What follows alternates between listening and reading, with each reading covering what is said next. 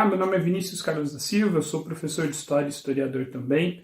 Atualmente eu sou representante regional aqui da região central, representando a questão dos museus, do patrimônio da nossa região, e também sou responsável pelo Museu Municipal, pela Biblioteca Municipal e pelo Arquivo Municipal aqui da cidade de Porto Ferreira.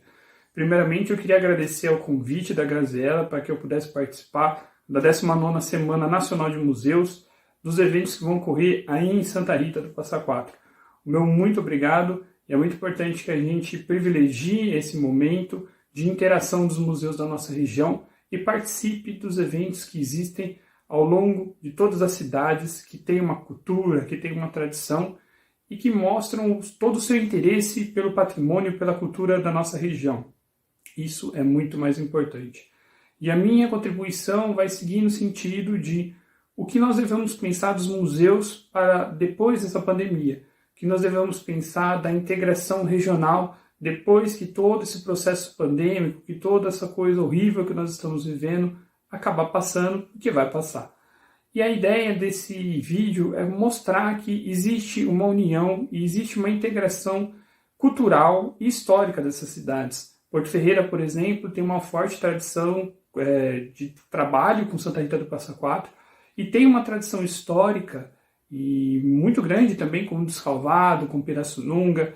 A gente atualmente mantém um sério laço com cidades como Araraquara, com Borborema, por exemplo, que tem um museu importante lá também, com São Carlos e outras tantas cidades da região.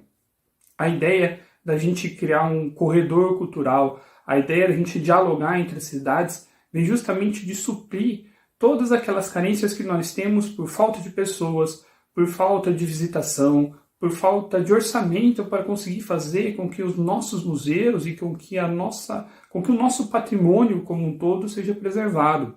Isso é muito importante porque a partir do momento que sentamos juntos, acabamos compartilhando muito das nossas vivências e acabamos solucionando de uma maneira muito importante e de uma maneira muito bonita até todos os problemas que nós passamos. O meu primeiro contato com a Grazi foi graças ao vereador Boroto, que é um grande amigo, apesar de eu conhecer há pouco tempo, e o Boroto passou o meu contato para ela justamente pelo trabalho que eu venho fazendo aqui no Museu de Porto Ferreira, tendo conseguido começar o processo de cadastramento junto ao governo estadual, que é o CISEM, Sistema Estadual de Museus. Esse processo é importante para a gente mostrar que existe um museu em Porto Ferreira, existe um interesse pela cultura de Porto Ferreira, existe um interesse no patrimônio de Porto Ferreira, e nós queremos mostrar para o Estado que nós aqui do interior também queremos um museu de qualidade, questões patrimoniais de qualidade. Também queremos preservar a história, a cultura, a arquitetura, as nossas tradições, para que elas não se percam. E isso é extremamente importante. Toda vez que nós falamos de tradição, toda vez que nós falamos em cultura local ou história local, talvez você que seja um pouco mais novo não tenha vivido algumas experiências, conheça pouco da história da sua cidade, e esse vídeo também vem como um convite para você entender que toda vez que nós falamos sobre cultura, toda vez que nós falamos em especial sobre identidade, a gente está falando de uma série de traços que nos unem através de danças, através de canções, através de desenhos, através de espaços, através de tradições que nós compartilhamos uns com os outros. Se a gente pegar a questão cultural aqui em Porto Ferreira, uma das coisas que nós nem reparamos, mas que a gente sempre acaba levando junto com a gente quando vai embora, é a questão da cerâmica mesmo, né, da cerâmica artística, dos azulejos, e culturalmente a questão da tradição do carnaval, do bloco do boi aqui, que até então a gente tem poucas pesquisas, praticamente nenhuma, sobre qual é a origem dessa tradição tão forte aqui na cidade e que simplesmente não tem nada parecido na região. E é muito bonito quando a gente pensa que essa tradição é uma daquelas que se manteve, apesar de todos os problemas do tempo. E uma outra tradição que infelizmente atualmente está desativada é a catira aqui na cidade. E até você, que também se for mais novo, mal vai conhecer qual é essa tradição, e até fica um convite aqui. Busque para você ver como é difícil encontrar grupos de catira hoje em dia, ou que eles são muito localizados em cidades ou regiões, e não se espalhou pelo Brasil, apesar de ter sido uma tradição importante há algum tempo atrás. Eu estou comentando isso com vocês porque a tradição ela tem que ser preservada para que a gente mantenha esses laços. A partir do momento que as cidades, por exemplo, começam a crescer, como aqui, que está num processo de bairrização, as pessoas começam a deixar de conviver nos mesmos espaços, as pessoas deixam de visitar o centro da cidade. Aqui já existe um movimento de se falar eu vou ao centro ou eu vou à cidade, como se as coisas fossem separadas. E isso é um processo que mostra que está tendo uma evolução, um crescimento econômico que é natural dos tempos, mas mostra também uma falta de identidade com a cidade, com as grandes figuras. Algumas pessoas não sabem quem foi o João Ferreira, ou mesmo Thales Castanha de Andrade, ou Lourenço Filho, outras personalidades que são daqui ou que passaram para cá. E esse momento do pós-pandemia, que em breve vai chegar, é o momento de todos nós olharmos para as nossas tradições. Vocês aí que são de Santa Rita do Passa Quatro vão poder pensar quais são as tradições que vocês querem e devem preservar. Vocês têm uma forte cultura da imigração italiana e isso é muito bonito. A festa italiana que acontece praticamente ali no meio do ano. E quais são as outras tradições? Quais são os outros processos? Quais são as outras histórias não contadas? Qual é a história sobre a escravidão aí na cidade de vocês? Quais são os patrimônios que são tombados ou não, existem ou não? As pessoas devem se movimentar. Se você é jovem, busque saber sobre a sua história. Assim como todo país sem história é um país sem memória e um país que não conseguirá seguir em frente, porque não vai existir espaço para um mundo que seja tão fluido, onde a pessoa não se sinta pertencente a um lugar. Eu, como já morei fora da cidade durante alguns anos, quase uma década, sei muito bem que a gente leva isso com a gente. As pessoas sabiam que eu era de Porto Ferreira na faculdade sem eu me tocar, que eu falava toda vez da cidade de Porto Ferreira. Muitas vezes eu falo assim, não, eu sou de Porto. Eu falo, mas qual Porto? O Porto Ferreira tem a tradição do boi, tem a tradição disso, tem a tradição daquilo, é perto da Anhanguera, falava um pouco da geografia, um pouco da cidade. E muitas das pessoas acabaram conhecendo Porto Ferreira por causa de mim, por tanto falar dessa cidade. Então, para finalizar, eu quero que a gente pense coletivamente qual é o museu que nós queremos, qual é o patrimônio que nós queremos preservar, e que o pós-pandemia vai mostrar que nós somos seres humanos e que precisamos de pessoas, precisamos de ação, precisamos estar juntos e pensar e agir coletivamente. Precisamos de pessoas como você que está vindo nesse vídeo, que é jovem, que tem energia, que pode fazer um trabalho de coleta de fotos, por exemplo, com pessoas mais velhas da cidade. Nós precisamos das pessoas de meia idade para conseguir instruir esses jovens sobre qual é o melhor caminho, mostrando que a maturidade pode guiar também as pessoas. E, logicamente, os mais velhos, que são aqueles mais experientes, que têm uma gama de informações, uma gama de histórias muito ricas e muito belas, e muitos materiais para poder compartilhar isso com a gente. Esse é o museu que todo mundo quer. Apesar de não saber disso, às vezes, apesar de não ter pensado muito nisso, mas é um museu, uma cidade que ela faz você querer ficar nela, faz você querer pertencer a ela todo dia. E isso é o mais bonito. Esse é um museu que vai conseguir reintegrar todas as pessoas no futuro que seja belo e pós-pandêmico. Essa é a minha mensagem para vocês nessa Semana Nacional de Museus. Espero que existam outras semanas nacionais dos museus aí em Santa Rita. E agradeço a paciência de você por se dispor a ouvir um pouquinho sobre história, sobre memória, sobre reintegração regional. E espero muito mesmo que você consiga também compartilhar desse amor pela história e fazer a sua cidade, o seu município, a sua região muito mais forte e muito mais acolhedora. Um forte abraço e uma boa semana para vocês. Até mais.